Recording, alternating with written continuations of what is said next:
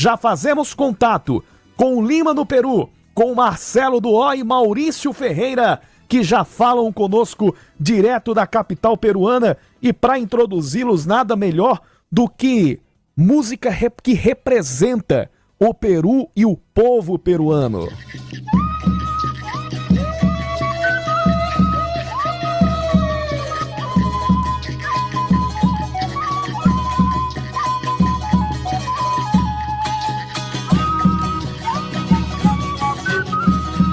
É uma das músicas que mais, assim, quando se fala no país, no país peruano, Canción Huayno, ao som de Tarancón.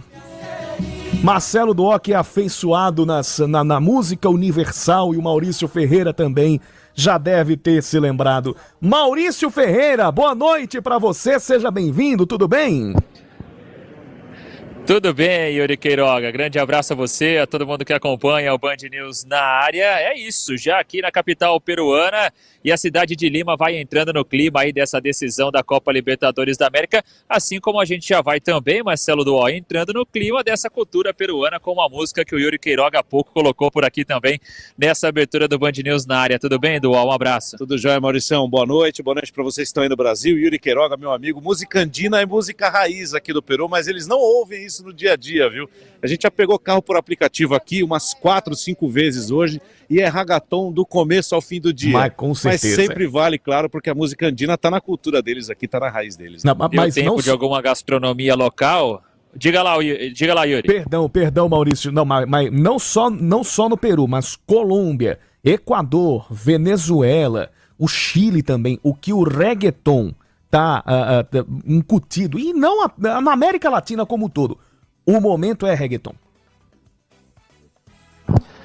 Ah, sem dúvida alguma, sem dúvida alguma. Bom, hoje eu ainda não tive a oportunidade de algo típico aqui na culinária, né? Na correria do dia a dia eu acabei almoçando num restaurante mexicano ao lado do Bruno Miliós, nosso repórter da Rádio Bandeirantes, que está por aqui também na cobertura. Qual foi o seu rango do dia hoje, Marcelo Duó? Cara, foi carne, inclusive aqui do lado, com o nosso querido Ulisses Costa, né? Não se aventurou hoje? Não, ainda não. Mas não, quando a gente chegou no aeroporto, a gente comeu é uma espécie de arroz, eu não sei o nome, gente, mas é um arroz diferente deles aqui, que vem ovo, carne de frango picadinho. Tudo muito temperado. Muito bem temperado, camarãozinho pequenininho, tudo no mesmo prato, ó. Chalfa. Delícia, aí é uma coisa daqui mesmo.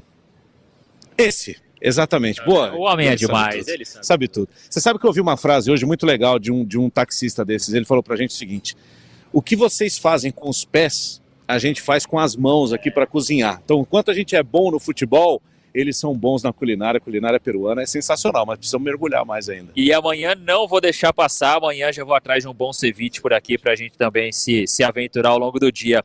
Mas, Yuri Queiroga, é o seguinte, viu? A equipe da Band News FM já na capital peruana, assim como a equipe do Palmeiras, que também já desembarcou por aqui. Chegou por volta de 5 da tarde no horário local, 7 da noite, ou melhor, 6 da tarde no horário local, às 8 da noite, horário de Brasília. Houve uma certa demora ali em todo o processo de migração também. Depois, a delegação palmeirense já recepcionada com festa em frente ao hotel na região de San Isidro, né? Então, Palmeiras e Flamengo ficarão hospedados nas duas melhores regiões aqui de Lima, o Palmeiras em San Isidro e a delegação do Flamengo aqui em Miraflores, onde estamos neste momento, inclusive em frente ao hotel onde a delegação do Flamengo ficará hospedada. A expectativa é que o voo pouse aqui na capital peruana por volta de 10h30 da noite no horário de Brasília, saíram por volta de 5h30 do Galeão, então 8h30 da noite aqui no horário local, 2 horas a menos em relação ao horário de Brasília. Há todo esse processo burocrático, né? O aeroporto fica bem distante também do centro da cidade, então a expectativa é de que cheguem por aqui por volta de meia-noite, já no horário brasileiro. E aí, claro que a gente vai circulando pelas ruas também, Marcelo Duó, e aí tendo essa sensação, né, do clima de decisão. Torcedores que já vão fazendo festa. Ontem os flamenguistas comemoraram o empate com o Atlético Mineiro, a derrota do Palmeiras, tomaram conta aqui das ruas de Miraflores, e aos poucos a cidade de fato vai se pintando aí com esse clima de decisão de Libertadores, né? Tá muito parecido com o que a gente viveu em Montevidéu em 2021, né? Realmente as duas torcidas já aqui mais presentes. Acho que até aqui há mais palmeirenses do que tinham em Montevidéu.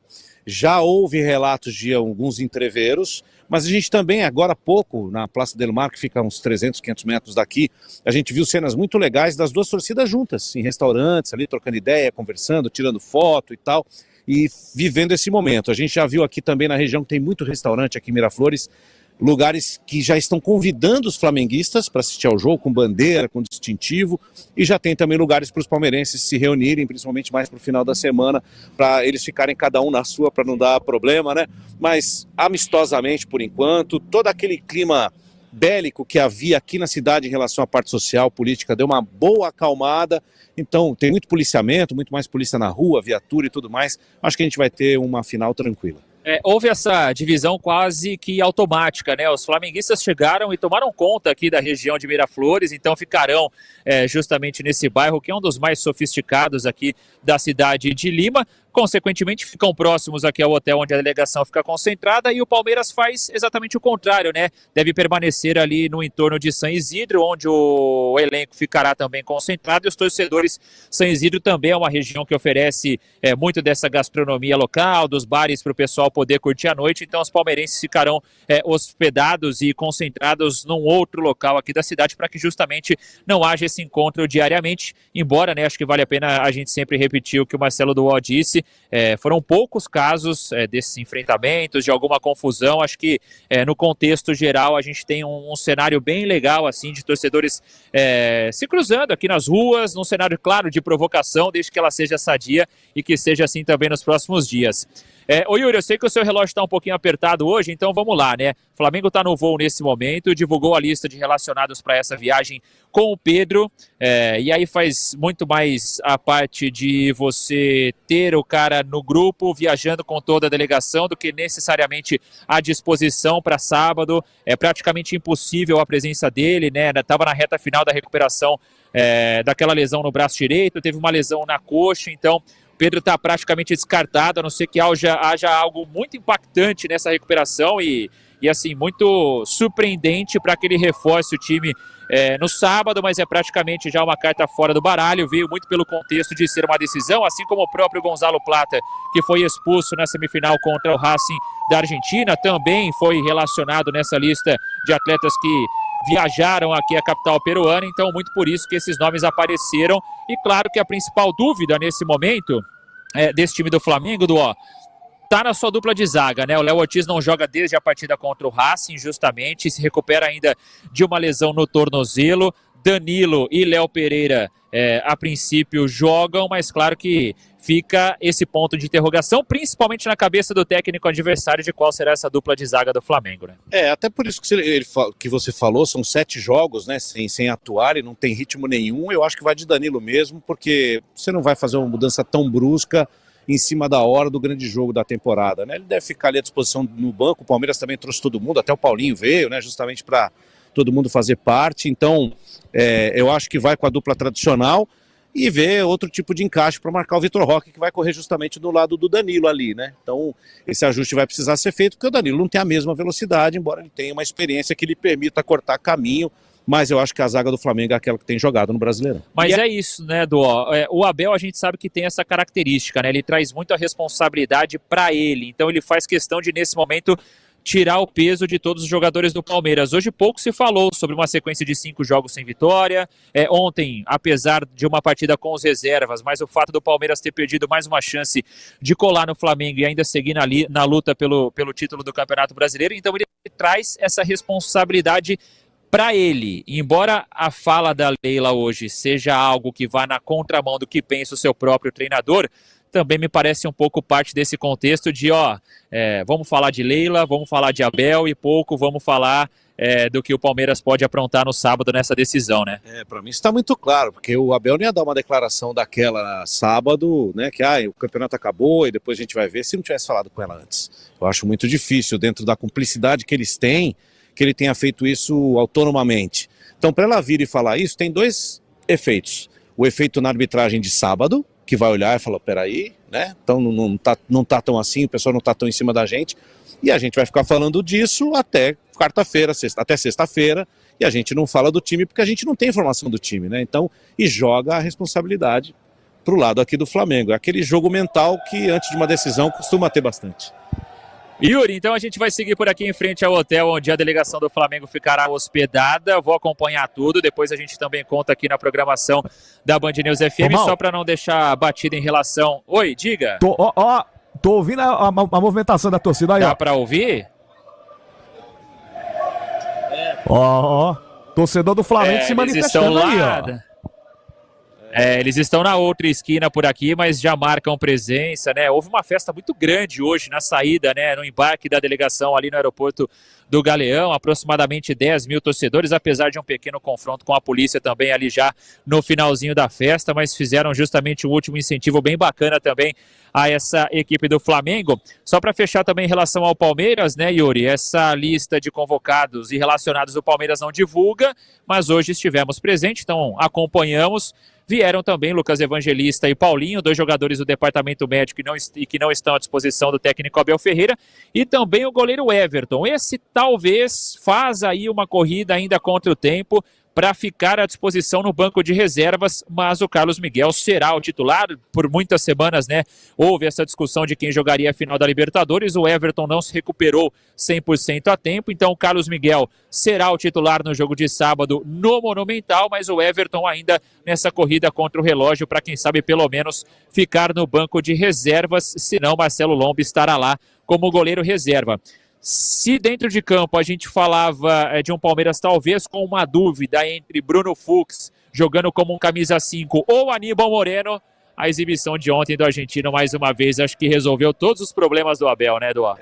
E o pior é que é isso assim, o Bruno Fux, com a entrada dele, a única coisa que o time ganha é mais segurança, só.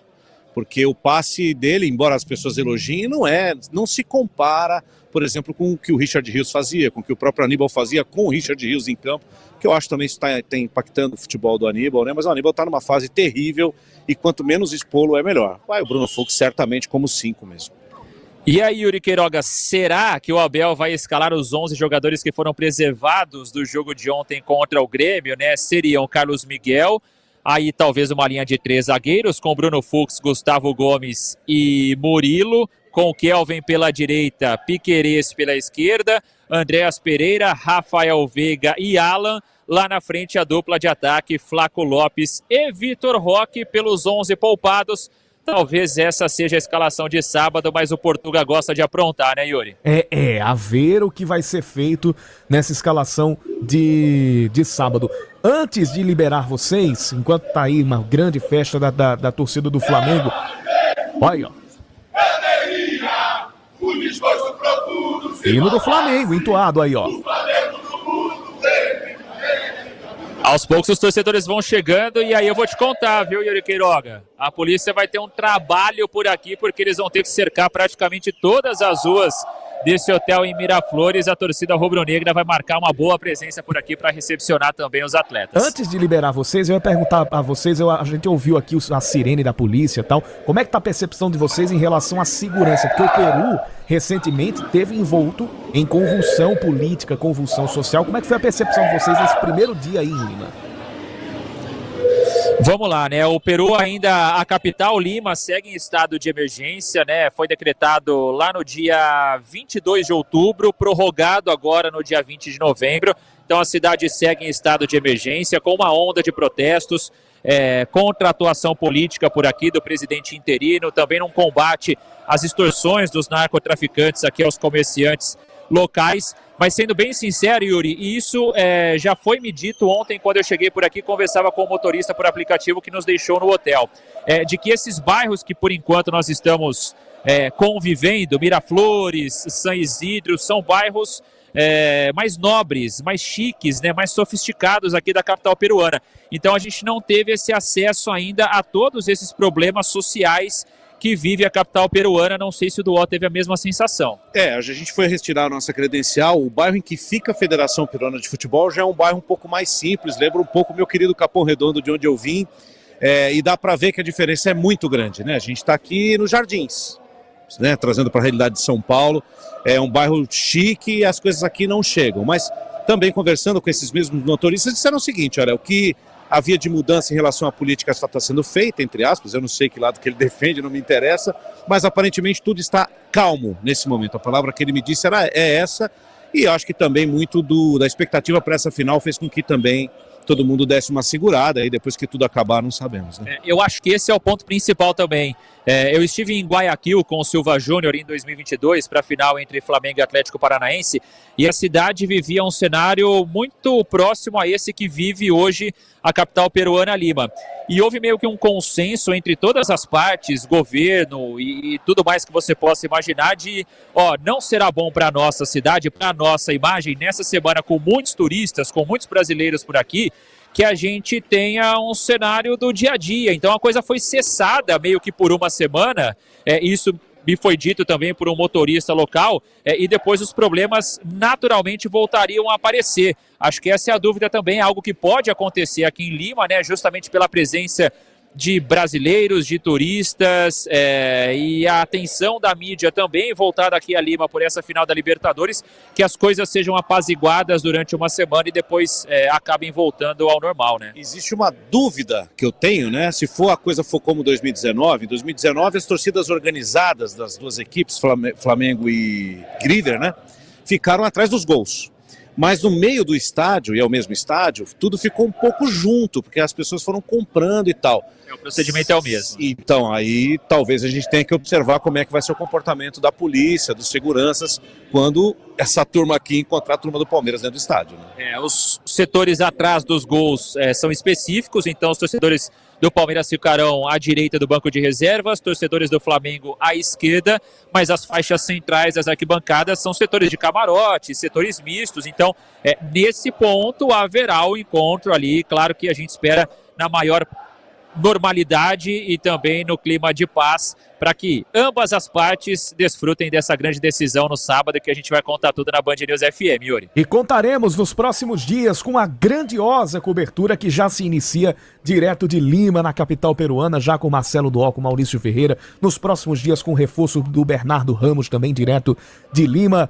Duó, Maurício, bom descanso para vocês, porque a gente vai se encontrar muito nos próximos dias aí direto de Lima. Não tenha dúvida, estaremos juntos nessa cobertura histórica do Rádio do Brasil. Amanhã a gente volta com muito mais. E para me despedir... É isso, valeu, Yuri Queiroz.